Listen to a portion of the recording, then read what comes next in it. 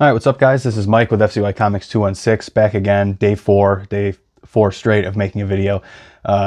This video is going to be a little different. I'm going to be doing a pull list video of my weekly pulls from my local comic shop.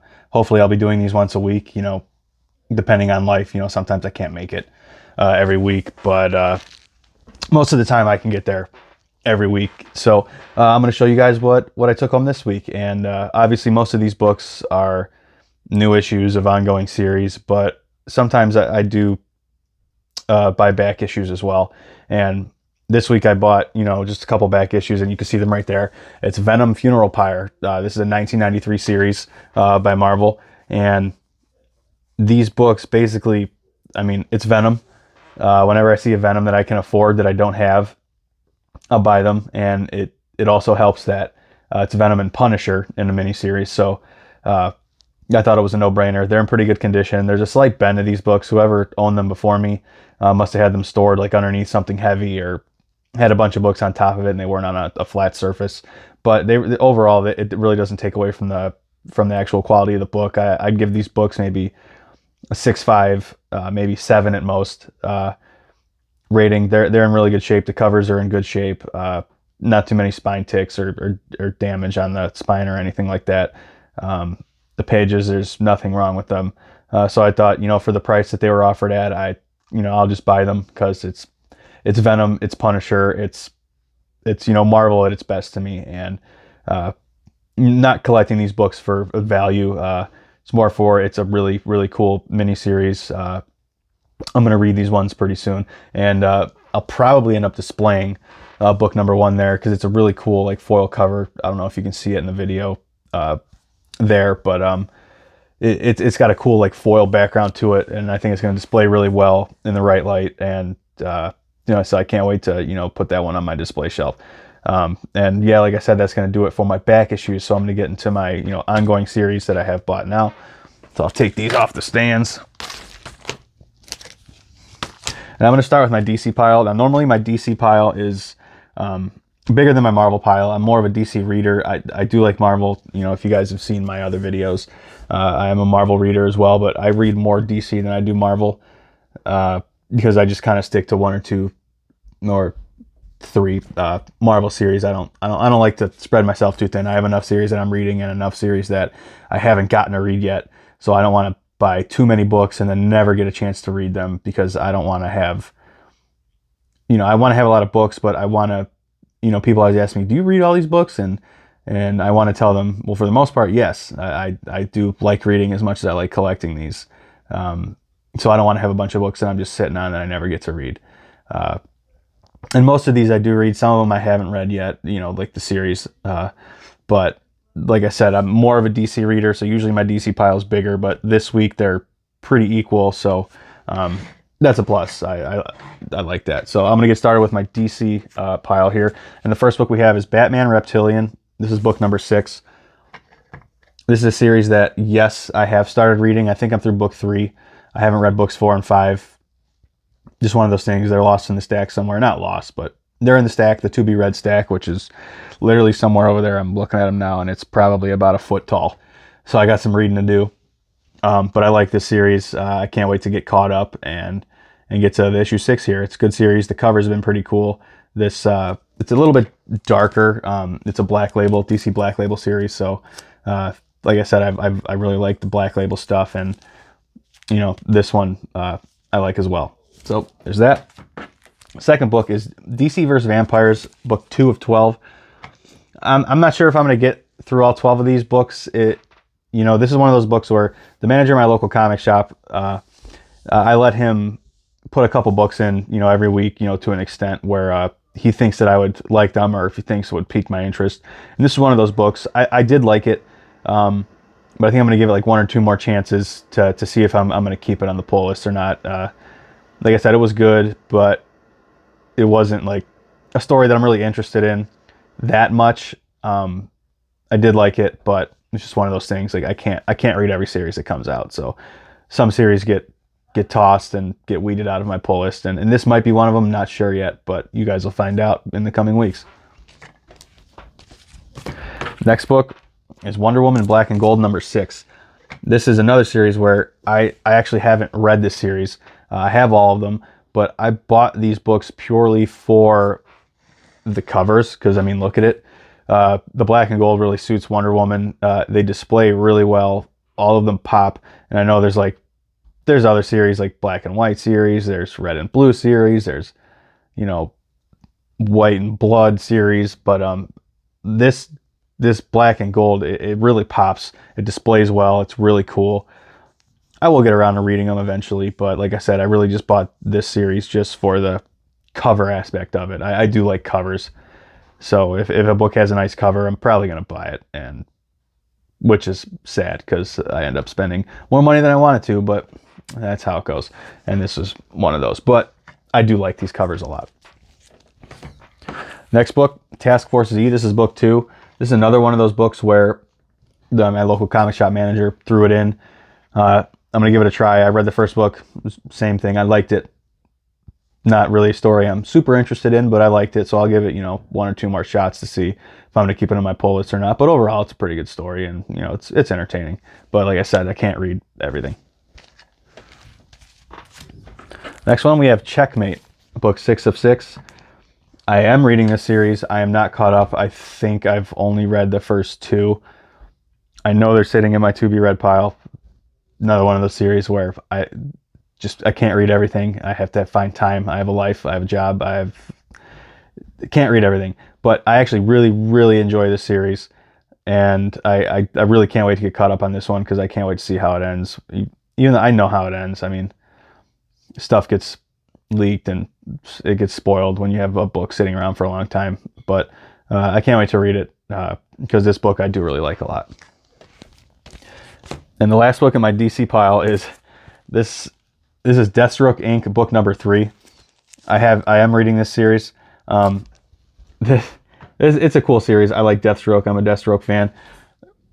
This book is just, I think the cover is awesome. I mean, it's Deathstroke riding a unicorn. I mean, it can't get much funnier and it can't get much cooler than that. It's Deathstroke. If you guys know Deathstroke, he's a pretty serious villain, and he's on a unicorn, and I just find that funny, and the colors are pretty cool on the cover, so I can't wait to read that one. It's a good series. I like the series, and I am going to keep buying this one. That's going to do it for my DC pile. Let's move on to my Marvel pile. We're going to start with The Amazing Spider-Man, number 79.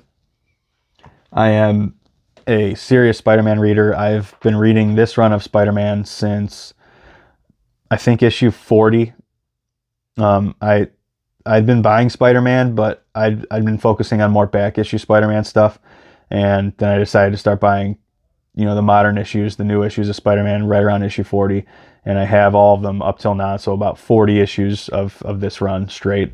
And I'm going to keep buying it. I love Spider-Man. This new storyline is really cool. And they've been popping a lot of them out lately. I feel like the past 3 weeks or so, I've been getting a new Amazing Spider-Man, which I'm not mad about at all. Next one is Symbiote Spider-Man Crossroads number 5. I have all these up to this point in this series. I have not read them yet. I'm more focusing on The Amazing Spider-Man for now. Just one of those things, another book that's just in the to-be-read pile. Yeah, I'm just more focused on The Amazing Spider-Man books right now. I'll get to it eventually, sometime this winter when I have the time, but there's that. The next book, we have Star Wars High Republic, The Trail of Shadows. I'm sorry, it's Trail of Shadows. But I really dig this new, Star Wars, The High Republic, and the High Republic Adventures series that have been out. They're fun books, cool stories. I'm a Star Wars fan. I wouldn't say I'm a huge Star Wars fan, but I'm enough of a Star Wars fan that I'm going to keep buying these. I do have a bunch of Star Wars back issues, and definitely I like where they're taking these series, the adventures in the High Republic and all that stuff. So these are books you're going to see a lot of. I enjoy these books a lot. And then finally, in Marvel, I've been waiting for this book to come out for a while. I can't wait to read this book. I've already heard good things about it. I've heard it's a little strange, but I've heard it's also very good. And this is the Donny Cates Hulk book, which just came out this week, and I'm super excited to read this.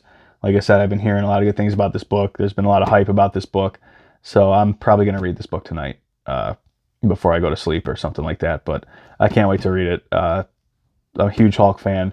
Like I said, a lot of good things I've been hearing about this book, and you're going to be seeing more of this run of Hulk weekly. So, and then along with that, I bought the Otley variant cover for this book. I just thought it was too cool to pass up. I mean, the Hulk and his armor. It's a cool variant. I like these variants where the artists kind of go through like their design of the character and put that on there. And it was one of those variants where it wasn't super expensive. Like some variants, like limited variants, 1 in 10, 1 in 25. They're more expensive.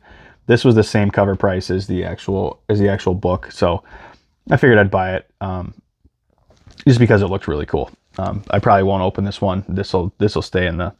I might get this one graded. This one's in actually really good shape. There's really nothing wrong with the spine. This will probably get like I'd say maybe a low 9, like maybe a 9.2, something like that. Nothing too crazy, but good enough that I might actually get this one graded. And then that's going to do it for my Marvel pile. So I have one more book, and this is from Boom Studios. This is James Tynion and the Fourth's House of Slaughter #2, from the pages of Something is Killing the Children.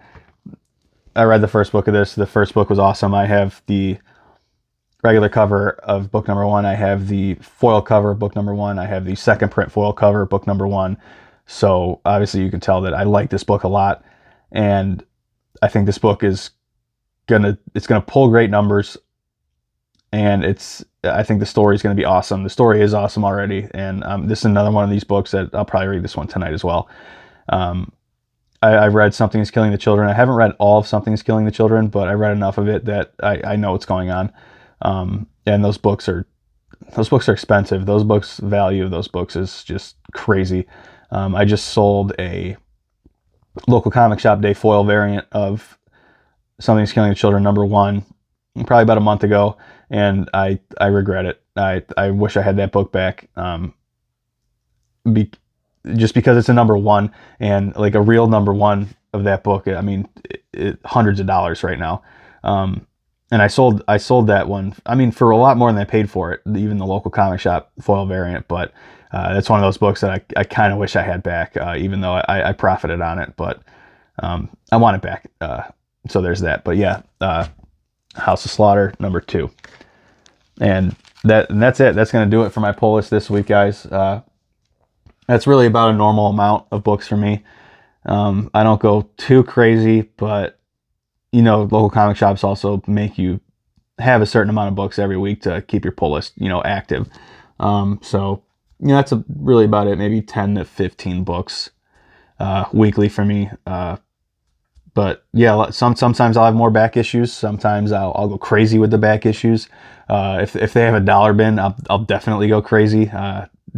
Dollar bin is like, they're addicting, dollar bins, and you can find some good stuff in there. I found books that are definitely worth more than $1 in the dollar bins, and even the guys at the local comic shop are like, "Crap, we missed that one."